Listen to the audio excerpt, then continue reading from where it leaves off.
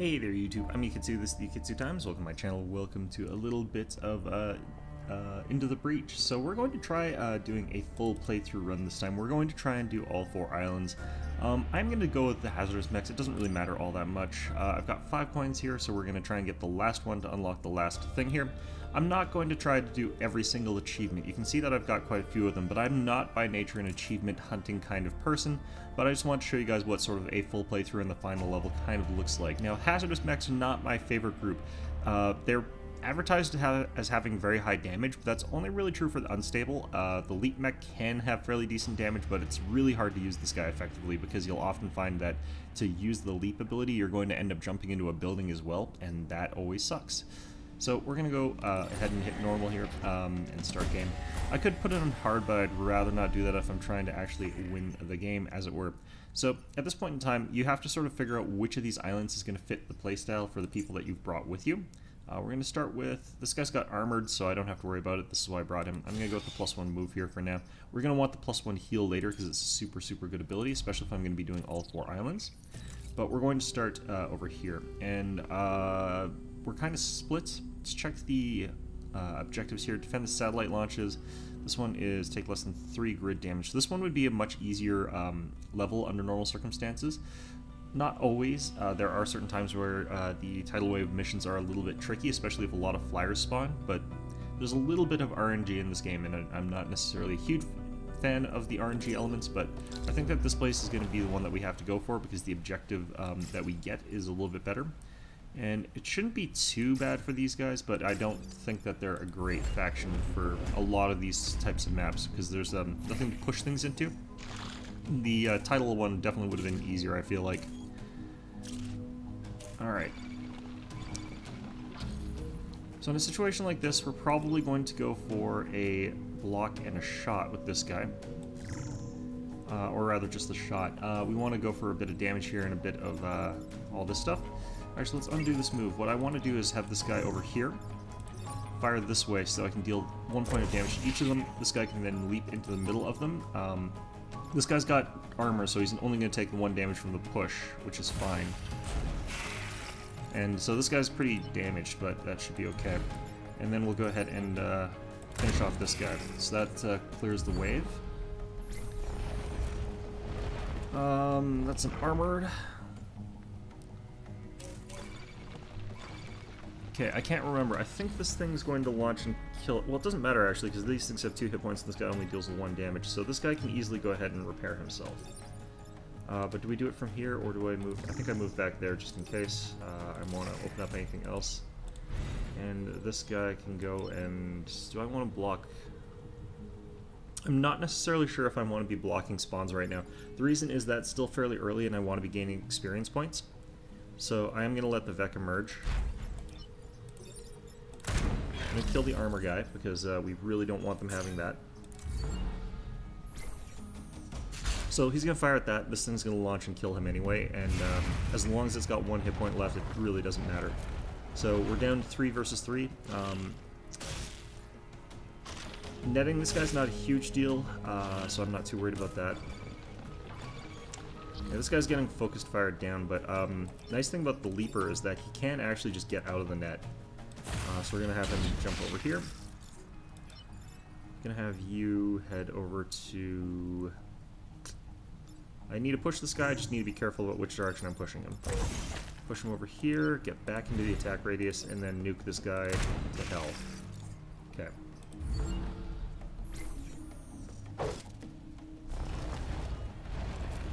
Just have to be careful about when these things are launching. You don't have to worry too much about the fact that they do launch. I think I can actually...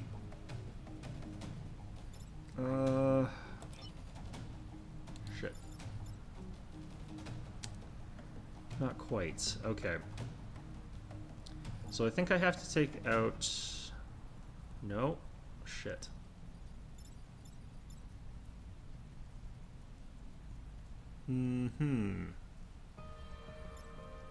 Well, that's interesting. No easy solutions right now. So I'm going to have to push this guy out that way with the unstable. Oops, that's the wrong button.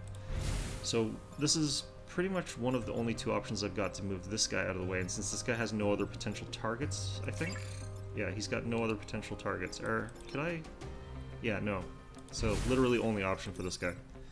He'll cause 2 damage to himself, but that doesn't matter since it's the last turn. Now, the problem here is actually going to be in getting rid of this guy. You know what I could do, actually? I could push... No? Okay, damn it. Because I need to get a push on this guy in some direction, or actually, no, he's only got 1 hit point left. Or 2 hit points left. I thought he had 3 hit points left. Shit, what am I doing overthinking this shit? Okay. And then I blow myself up, basically, to do that, and we end turn. Okay. So I was overthinking that last one because I didn't thumb over the goddamn hit point values, but that worked out okay. Alright. We're trying to preserve our grid as much as is possible while accumulating the experience points, because they're a lot more flexible than going for these power points. What they really should have done was made these 2 power instead of just 1, because they're not actually equivalent to each other. Vec threat detected, defend the train. I don't like defend the train missions until I've gotten a little bit more power there. This one's really shit though, so I'm gonna go with the tidal wave one. Okay, I'm gonna have you deploy here, and I want you over here. Since this one's a fast-moving flyer, he can sort of get around and do whatever. But we're going to try and push these guys primarily. We can ignore him because he went into the water for whatever the hell reason. This guy also went into the water. Thank you guys for being idiots. Okay, so we can go ahead and knock this guy around with a bit of that. Oh, well, whatever. And we can get this guy to go back here so that I can make the leap to back here. That gets us a blocked spawning. Actually, shit. I was not paying attention to something. I keep forgetting that this guy only deals like that little bit of damage that he deals there. Okay, so this is sort of a problem, but not necessarily sure how much I care to do this. Honestly, I might be better off just tanking a shot from this guy.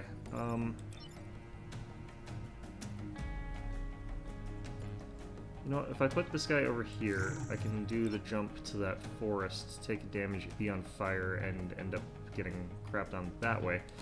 Or I could use this guy, end up starting a fire that I'm not going to be on top of at the very least. The reason that this is good is because this guy can block the shot and he's got armor, so it's fine. And you know what, I could also... Actually, no, it's irrelevant. Okay. Tidal wave comes in, kills these 2. Boom. Vec emerges, he dies. And hopefully these guys start stacking up on top to kill this guy, but I don't think they will. Okay.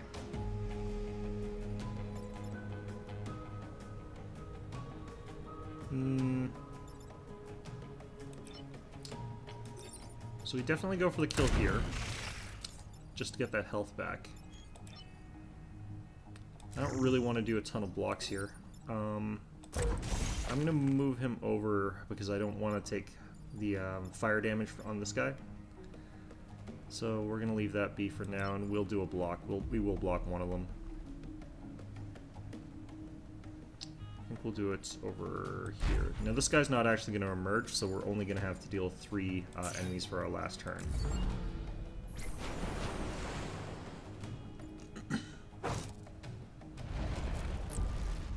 You want to generally make sure that you've got a, like, one person can attack one thing kind of mentality when you're doing for this, so...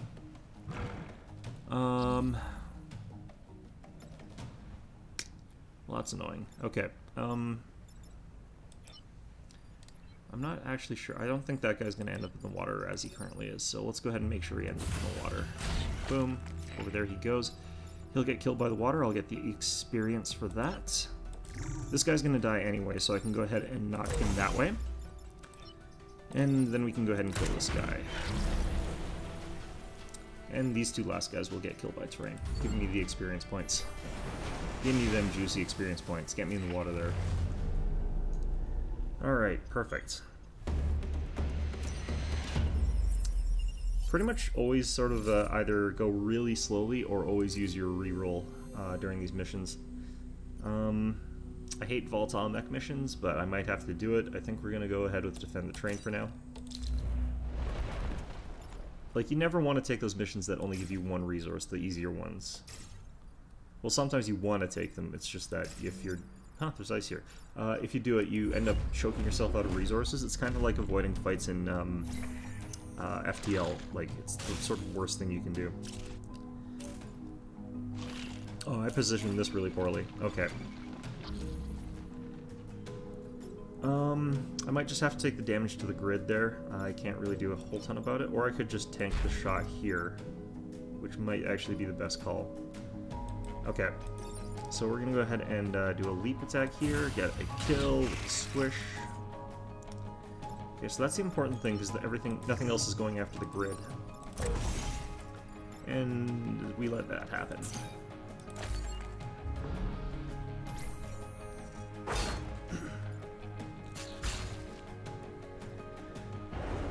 Okay.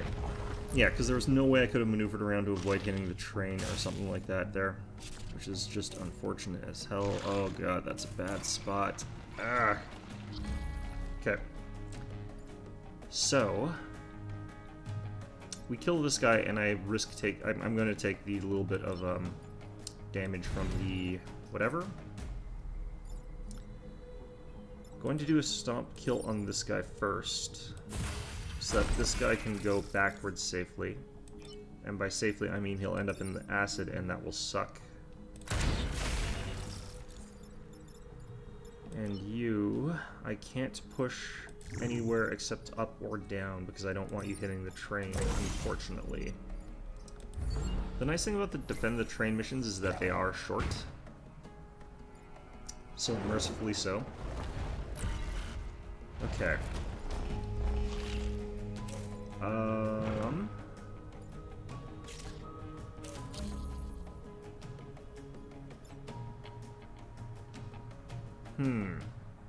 For the record, one of the things that you might think you want to do is defend the train by having things go in front of it. You don't actually want to do that.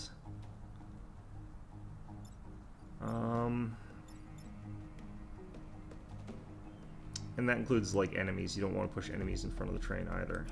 So this has to go here, basically. I think we're going to have to risk another building, but, no, I can actually get the kill. Well, the only problem here is, like, this guy can't make it quite anywhere useful because the mountain blocks me pushing him here. We still go for the kill here, though, I feel, because that'll get us the, we still want to go for the kill here because that'll get us the experience points. Problem is I have to land it here, and there's no way for me to move this guy around where that's not going to cause problems, so I guess we're not going to do that. Ah, god, lag. Okay. So we get this guy over here, we push this guy out of the way. Now, I could jump in front of him, and that would save the train theoretically, but then this guy would get killed by, well, himself, first of all, but after that, the train. So there's a lot of reasons not to do anything too reckless there. This technically kills my mech, but he'll gain the hit point back anyway, so that's actually fine. And we're just doing that because it gets me a little bit of experience points there. And we're unfortunately going to have to let the train, the building get hit, which really sucks that we lost 2 whole grid defense in this level, but sometimes that's the cost of things. If you can actually get away with it, going for a flawless victory can net you 2 free points of grid power anyway, so you can lose up to 2 as long as you accomplish all your objectives and be still kind of okay. Oh god. I'm not sure why a game like this, how a game this simple could possibly lag my computer, because it is such a simple game, but in any event, that's the train gun. We should be seeing Vec going the hell away. Good.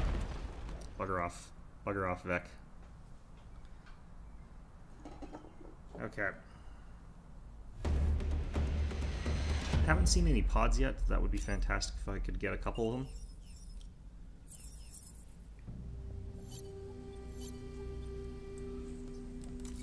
Okay, so that mission really sucked for me.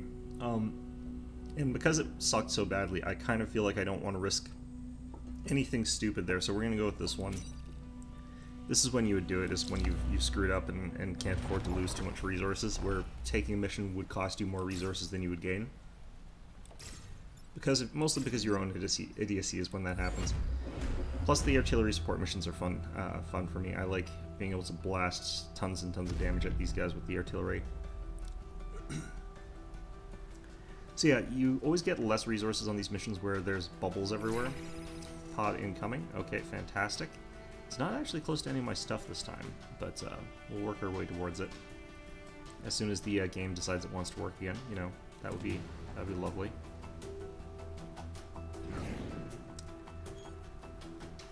Alright, I'm gonna try doing something. I might have something running that's slowing this all down. Alright, sorry about that. So let's see if that helps any. I don't know. Okay. Well, this guy can only really target the one thing, but kind of want to move to here to get it. We can go ahead and get back here and kill this guy while doing a block. Oh, armor, right. Okay, so we do want to kill this thing like right away. The problem is I want to get rid of this guy first, but I might have to do it by pushing first.